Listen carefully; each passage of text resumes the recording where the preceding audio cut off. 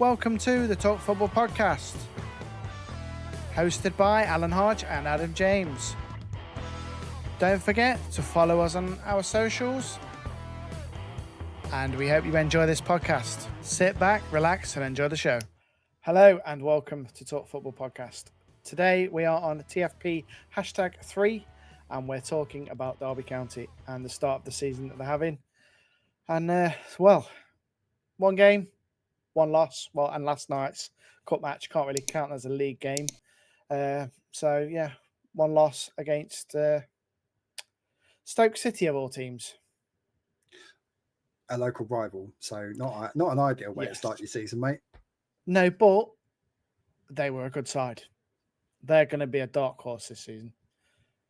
I think Derby may struggle. I am thinking a struggle, but the signings we've had, which we're going on to that in a minute, signings we've made, which most of them aren't fit yet, and he even said that it'd probably be at least 5 games before they're even fit to play. We've seen a few of them come on substitutes, like Vyman, etc., which we'll get onto that in a minute because he's one of the signings. So I'm optimistic about the season. I'm saying we'll probably get relegated, but I don't think we will. I think we'll just survive. I think, and you're also being linked with a few others, but it's no point mentioning what you're being linked with. As we're concentrating on what you've signed, and I do think that once I think he's bulked out the squad a little bit more. That's for sure. We've got experience in there, that's for sure. Yeah, and I think you need that, right? But if we're on to signings, there's one they've made, Danny Bath from Blackburn, which was on a free.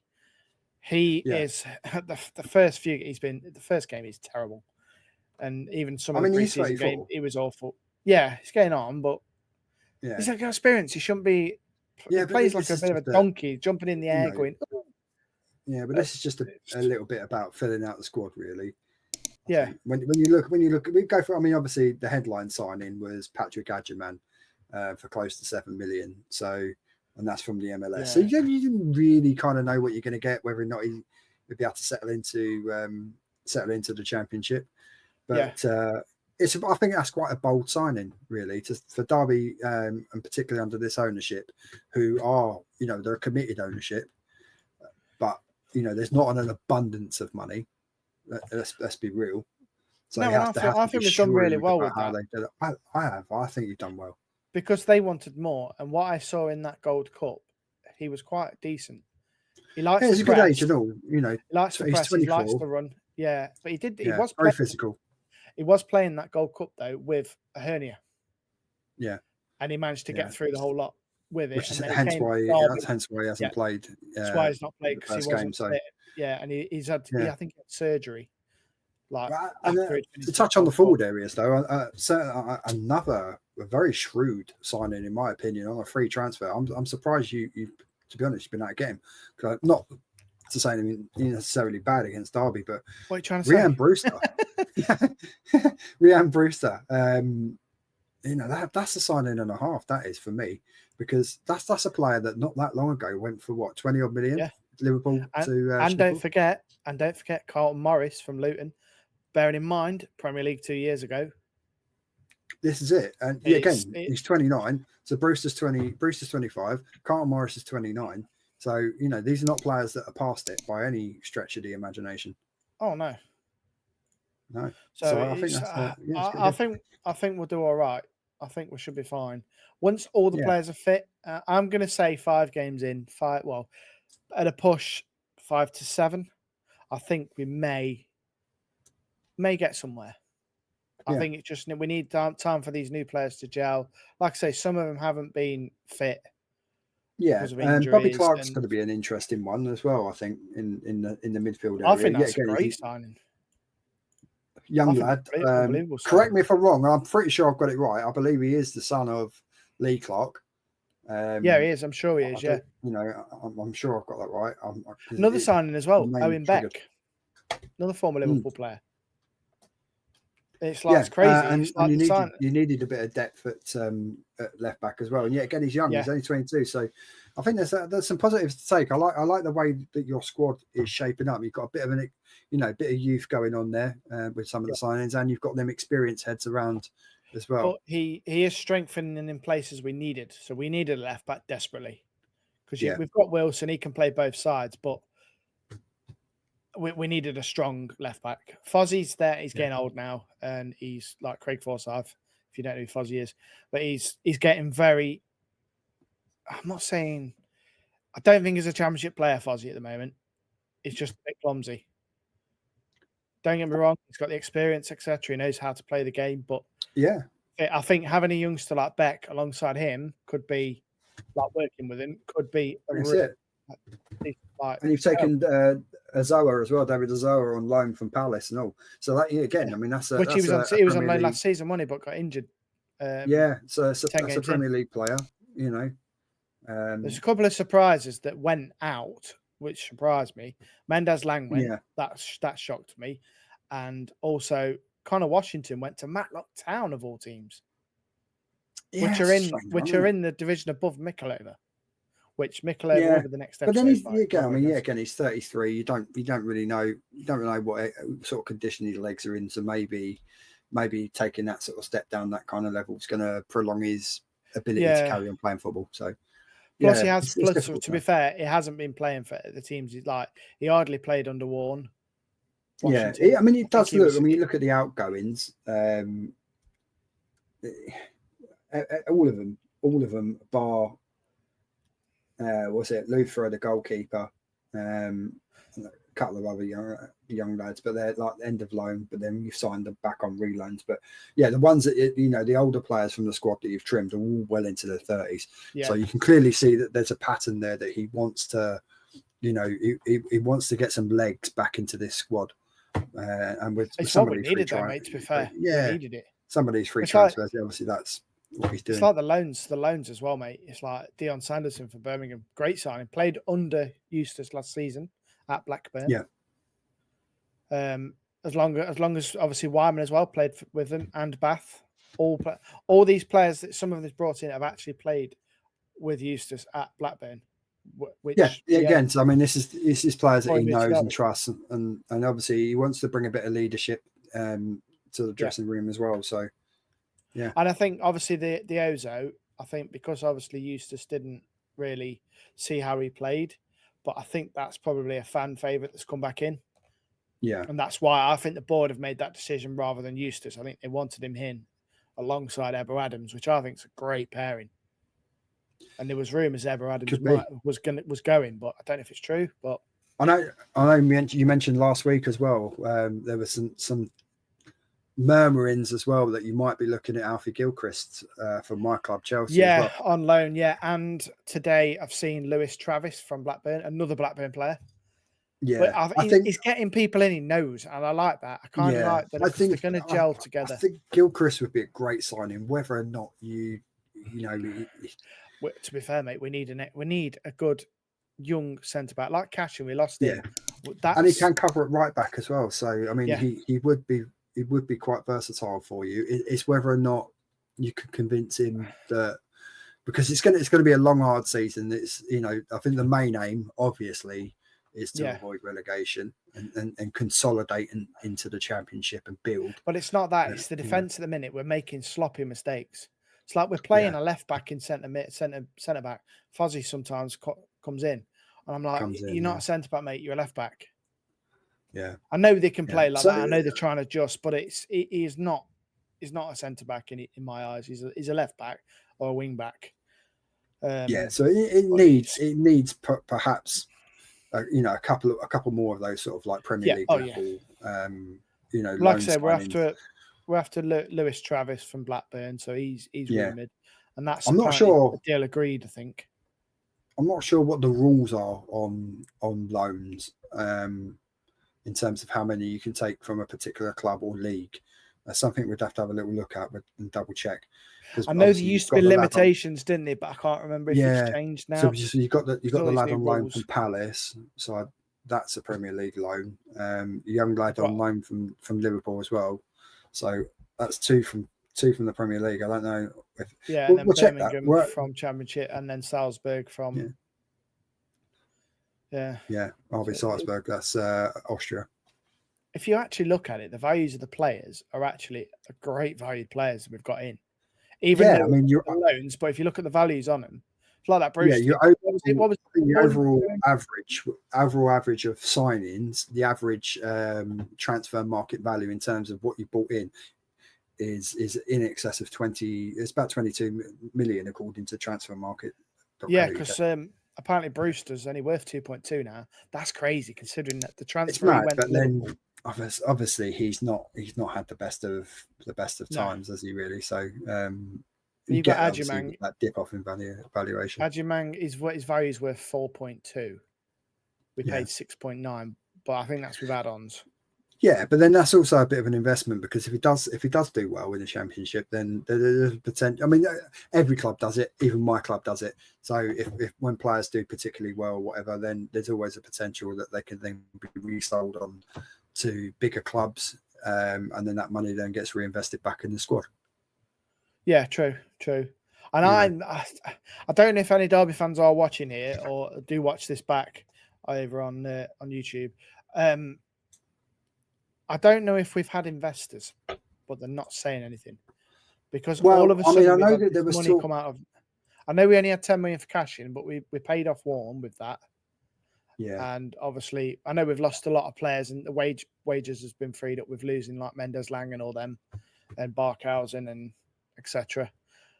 I just don't know those investors. I have Googled it and I have searched, but I think know they've he been was. very quiet on He it. was talking about it. American He was investors. talking about investors. Yeah, Yeah, American I know he has investors. active. It's not, he saved the club, but I think he wants to then have that push to maybe take the club forward the next step, maybe start sniffing in and around the top 10 and you get one then little bit of a lucky runs where you end up. I mean, if you look at Coventry's situation last season rather, when Frank took over, they were down in 17th. Didn't look like they had a prayer. And this is the mad thing about the championship. It's why I love the championship, and it's possibly for me, it's like one of the most competitive leagues in Europe because you can be like literally nowhere, hovering in the bottom half of the table, and then all of a sudden, out of nowhere, you can put together a 14, 15 game run like Coventry did. Second, the last 2/3 of the season, and end up in the playoffs with a a great shot at ending up in the promised land of the Premier League, where obviously the money's ridiculous. But it's like this investment though. It's like people are saying what I've been reading on like Derby County's comments and that. Like he wants investors in because he said that to obviously the fans. But then they're all moaning saying, "Oh, why do we need investors when you've just taken over the club? You should be loving the club." But he saved us. He does love the club, and that's why he wants investors in. And that's why he saved us because he loves Derby. And I don't blame him wanting investors, wanting more income. Look what's happening to Morecambe. You know what I mean? No one wants that for a club. And Sheffield Wednesday, that could have been us. Yeah, it could have been. It very nearly was. It nearly was because we hardly had a squad. Yeah, we hardly had a squad. And so he's a local businessman. He is wealthy, but equally he's also realistic that money pit's not it's not a never-ending money pit. If you think about it, right, he took on the club. He had to take on £50 million worth of debt, so he had to get that gone, which he did. But he's not actually as loaded as people think. No, he's not. And also, it's worth remembering it's his assets and his companies he owns. Yeah, he's also put the ownership of the ground back in control of the actual club within the club's holding group as well. Yeah. So before there was rumours for the club. Yeah, because the rumours that the council were going to take over the stadium. Yeah. And because obviously everything that was happening with the administration and all that, the whole. But now because he bought that holding and he bought Derby County, he's now put them together. So now the holding group for the stadium and the football club is one. Yeah. So that actually. This is what a lot of sometimes if you're a fan and you don't really look and you don't really dig in deep into that don't come for free. So that's writing off as an asset. That writes off quite a big chunk of money in terms of fusing them together as one overall asset. Because obviously that means that going forward, if there was ever an issue like money wise, that you couldn't then split off and sell the rights to the stadium in terms of a freehold or whatever to generate money for the football club. Even if you had like a long-term lease to then lease, even though if you sold it to a holding group or a property developers or whatever, you would then retain like a lease to then carry on playing and basically pay like a ground rent. But he hasn't done that. He has taken that and put that all together to Derby County's one package. It's one package, which secures the long-term future. That's what he said. He said he wanted that when he took over. He wanted to make that stadium. And for me, he's delivered on everything that he said he would do. And yes, things haven't always gone to plan. Things went a bit sour under Paul Warne. Don't get me wrong, everyone slated Warne, but his football went great. But he got us to where we was in the championship. Mate, but I'll tell you what, if it wasn't for Eustace taking over when he did, he saved us. Poaching John Eustace away from Blackburn was a coup as well. For me, that's a coup. I know things weren't rosy and there's problems going on in the background with the ownership at Blackburn, but his stock was high. Let's not forget that was a manager that was being looked at by several prominent clubs. So for him to be able to sell Derby County as a club and as a project to John Eustace to come and build build a project and build a club to go forward and start competing. And he could have gone anywhere. Good. And he chose us. I think so. And I do think, it's the 16th biggest ground in the country. So, well, maybe the 17th now that Everton have opened up their new stadium. So, I tell you what, thinking that though, if I got that right. Speaking of that, did you see the game Portsmouth-Reading? Did you see their attendance? 40,000 at Portsmouth. What, at Fratton Park? Yeah. I didn't think it helped 40,000. No, that's what it was on BBC's website. And you get the score. That's got to be a cock up, hasn't it? It's got to be. Well, do you know what? While we're let's dispel a myth, just in case. Right? Fratton Park capacity. There we go. I've got it there. Yeah, that's bullshit then, because the capacity is 20,899. Well done, BBC. If you went on the scores when they played, I don't know when it was they played. It might have been the Saturday. Yeah, that's got to be a cock up, isn't it?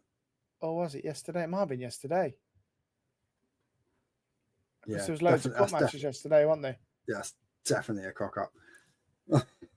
Yeah, it's changed now. 14,525. Yeah. Honestly, that was 40,000. Someone dropped an extra zero in there by mistake. Someone's having a bubble. But yeah, like I say, with Derby's attendance as well, amazing. Some of 29,000.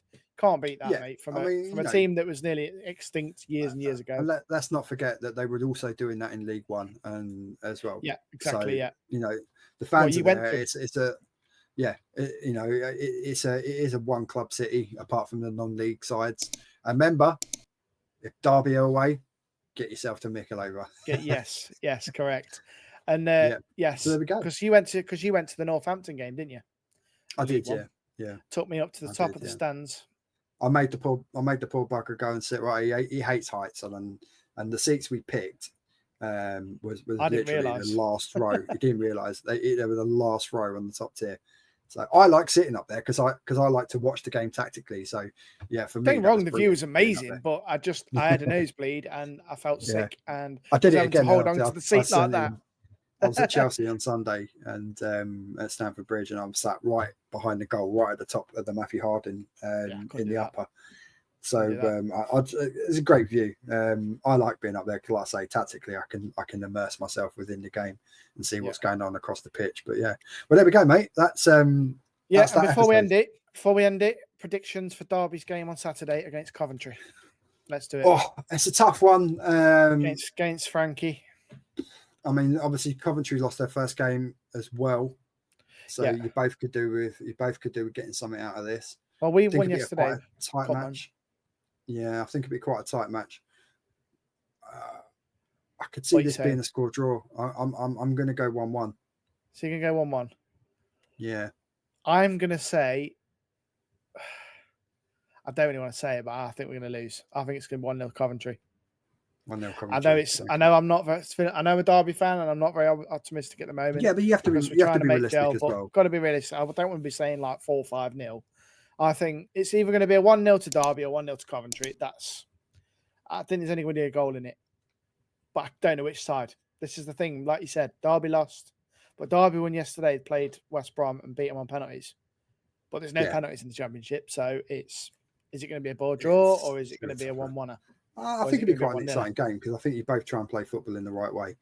Yeah, I'm going as well. So I see a couple of goals in it, but I see that them couple of goals being one apiece. Yeah, and if anyone is going to the ground and sees me, just come and say don't hello. forget to stop. Like wherever you are, if you ever see any of us, me or Adam, about particularly once I start visiting the non-league grounds and that again as well, and Adam will be at Mikolova and he'll try and get to a couple of away games as well with them. So yeah, if you do happen to see us on any of the socials and you think, I recognise these couple of bald fellas, middle-aged bald fellas with slightly big bellies, don't be afraid to stop us for a chat, and that goes with the socials as well. Don't be don't be afraid to comment on the socials. So yeah, follow us on those. There is as well, if you are interested in obviously Hodge going to, and if you live in London or somewhere in Derby, if I can get to a vlog away game to anyone's club, you're welcome to email. We have got an email address now for the matchday vlogs. So it is talk football. I can't remember it now. It is talkfootballpdc@gmail.com. But yes, but we have one dedicated for the vlogs. Have you created a new one? It's on the vlog phone. On the vlog phone? I've is it like a bat phone? Yeah. Oh dear. Oh, but yes. No. Yeah. Talk football pdc@gmail.com. You can always email that one, and we'll come down like Batman. Yeah. Woo. Yeah. But we'll leave that one there.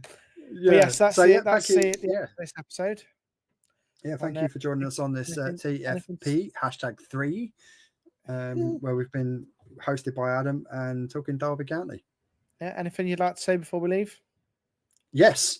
Stay tuned because coming up on the next episode, we're going to be talking about the other team in Derby, which is going to be Mikolova, who, let's face it, have not had a great start to the season off the back of a season of relegation as well. So no, but we'll leave that there. No more. We'll leave that there. Come back on #4 and you'll find out all about Adam's rantings and thoughts on that.